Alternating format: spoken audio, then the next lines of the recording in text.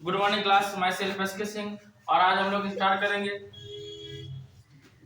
Heat engine का एक important topic, और वो टॉपिक का नाम है कार्नोट हीट इंजन। क्या है?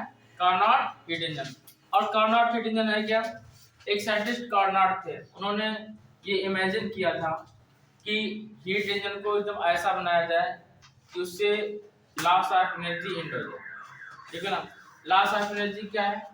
जैसे कोई इंजन है और इंजन में जो हीट इंटरनल एनर्जी के फॉर्म में लॉस होती है, उसको कम से कम कर दिया जाए। कम से कम का मतलब समझिएगा, हम लोगों ने जो हीट इंजन पढ़ा है उसमें एक सोर्स था, सोर्स इसे बोलते हैं source. Then after working substance, यहाँ पे वर्क हो रहा था, और लास्ट में क्या था? हमारे पास सिंक था। ये हमारे पास हीट इंजन था, सिंक। और यहाँ पे वर्किंग सब्सटेंस,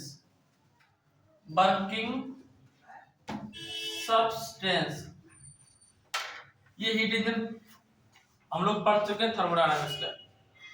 सोर्स क्या है? सोर्स में एनर्जी प्रोड्यूस की जाती है, एनर्जी दी जाती है किसको? सिस्टम को। जैसे कि हम लोग फर्स्ट लॉ में पढ़े हैं कि dq एनर्जी प्रोवाइड करा है किसको? सिस्टम को। इससे dw वर्क हुआ और du इंटरनल एनर्जी के रूप फॉर्म में एनर्जी का लॉस हुआ। इसको मॉडिफाई करा कार्नोट ने। कार्नोट ने क्या किया कि जो एनर्जी लॉस हो रही थी उसके लिए इन्होंने एडियाबैटिक वाल लगा दी। एडियाबैटिक वाल का मींस इसमें हीट जो है लॉस नहीं होगी। जैसे इंजन है, आप लोग देखे होंगे जो ओल्ड इंजन हुआ करते थे गाड़ियों में, उसमें कलर नहीं किया जाता था। और आजकल जो इंजन आते हैं उसमें ब्लैक कलर कर दिया जाता है, उसको एडियाबैटिकली बना लिया जाता है। कैसे बना लिया जाता है? एडियाबैटिकली। तो इस इंजन में क्या था कि इसमें जिसकी वाल्स थी उन्हें एडियाबैटिक वाल बना दी। ये वाल थी एडियाबैटिक। एडियाबैटिक मींस क्या है? जिससे एनर्जी बार इमिट ना हो, ऐसी वाल बनाई गई। ठीक है ना?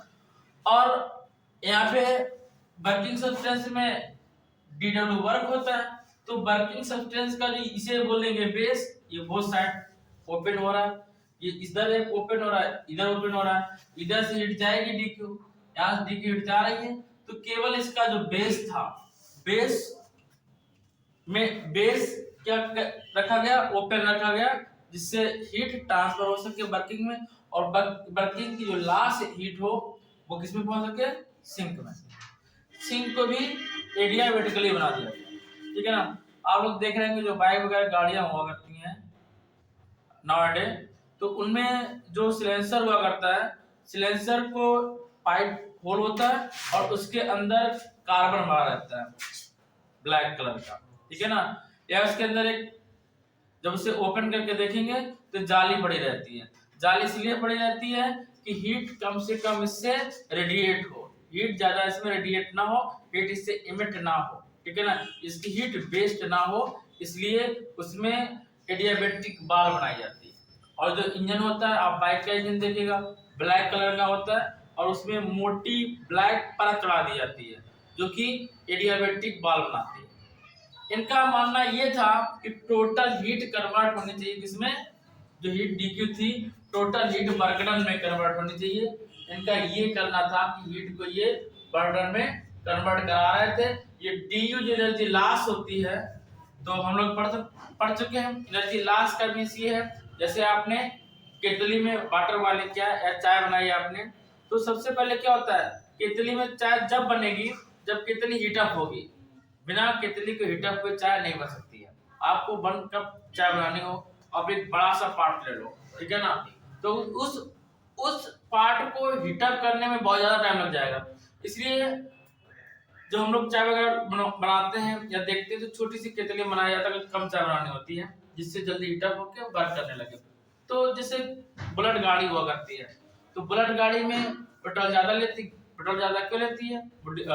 इसलिए फिर ज्यादा लेती है क्योंकि उसका इंजन हैवी होता है। जब इंजन हैवी होता है तो इंजन को हीट अप करने के लिए भी एनर्जी की नीड होती है। ठीक है ना? जैसे हम लोग होते हैं तो सर्दियों में ज्यादा खाना खाते हैं और गर्मियों में कम खाना खाते हैं। इसका रीजन यही होता है कि एटमॉस्फेयर कोल्ड होता है कोल्ड डेज में, विंटर टाइम पे। तो क्या होता है, हमें अपनी बॉडी को टेम्परेचर बनाए रखने के लिए हमें ज्यादा नीड होती है फूड की, ठीक है ना। ऐसे ही इसमें कार्नोट का हीट इंजन था। इन्होंने ऐसा थिंक किया था कि जो एनर्जी है given energy to the source के द्वारा, वो टोटल एनर्जी अगर बर्गर में चेंज हो जाए, ये ऐसा थिंक कर रहे थे लॉस ऑफ एनर्जी मिनिमम हो। लॉस ऑफ एनर्जी को क्या बोलते हैं, इंटरनल एनर्जी। क्या बोलेंगे, इंटरनल एनर्जी।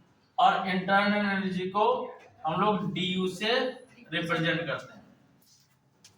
जो हीट इंजन कार्नोट के द्वारा थिंक किया गया था, इन्होंने पूरे इंजन को भी एक प्लेटफॉर्म में क्लोज कर दिया था, जिससे इससे एनर्जी लॉस ना हो। पूरे प्लेटफॉर्म को एक ये बाल के द्वारा इसे कवर कर दिया गया था, जिससे एनर्जी का लॉस ना हो। इसमें इन्होंने ये ऐसा वर्क किया था जिसको हम लोग बोलेंगे heat engine. This is the heat नहीं।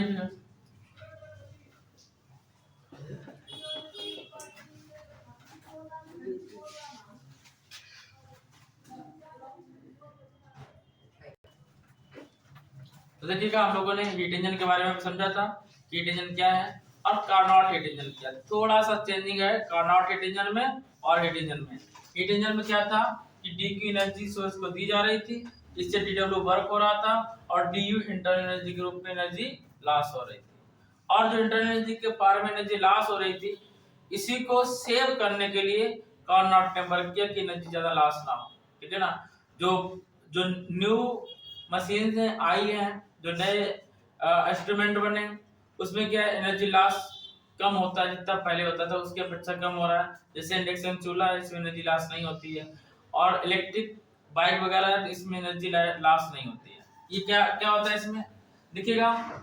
जो कार्नोट ने हीट इंजन थिंक किया है, उनका स्ट्रक्चर टाइप्स था। बस यहाँ पे जो इन्होंने हीट ली थी, सपोज करी थी सोर्स में, इस हीट को इन्होंने Q1 सपोज किया। क्या सपोज किया, Q1 सपोज किया। और जो वर्क हो रहा था वो W वर्क हो रहा था, और सिंक में जो एनर्जी थी वो Q2 एनर्जी थी। और आपको पता होना चाहिए, जो सोर्स में एनर्जी Q1 होती है, तो इसमें था कि lot of energy, infinite energy होती है। कितनी एनर्जी होती है, इनफाइनाइट एनर्जी होती है इसमें Q1 में।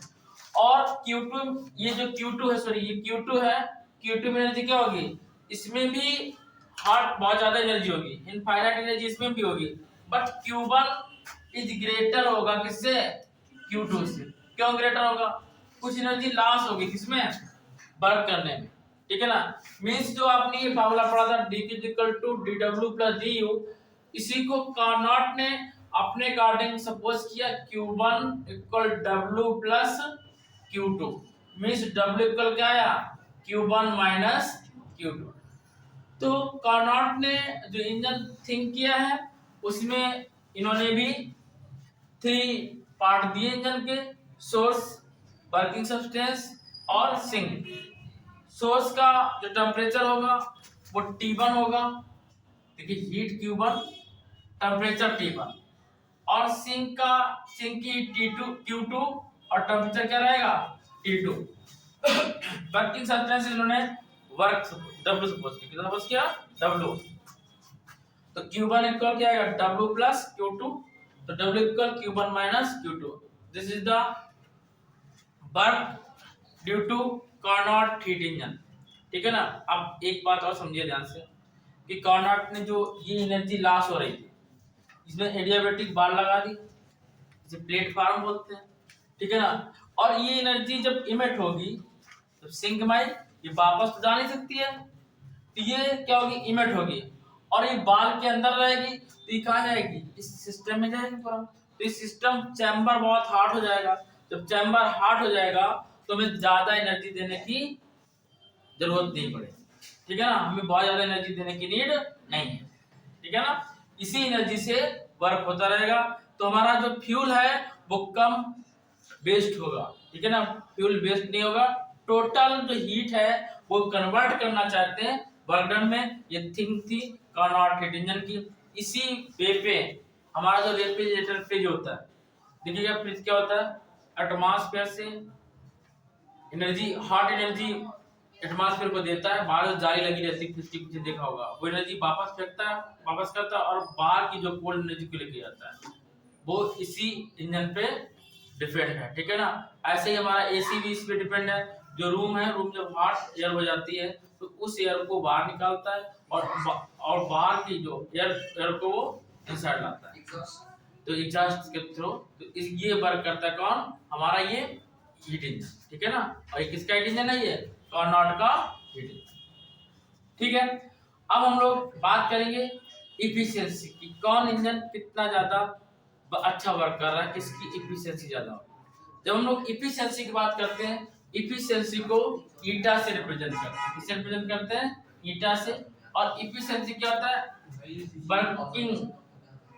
Working substance upon given